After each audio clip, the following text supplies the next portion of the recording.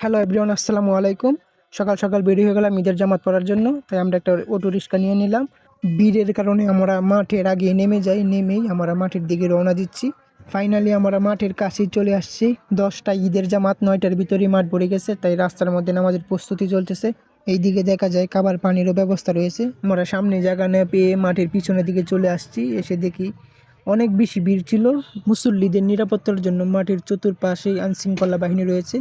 আমরা এখন মাঠে প্রবেশ করব চেকপোস্টের ভিতর দিয়ে। তো ফাইনালি মাঠের ভিতরে চলে আসলাম। আমরা কোনো রকমভাবে মাঠের মাঝখানে চলে আসি।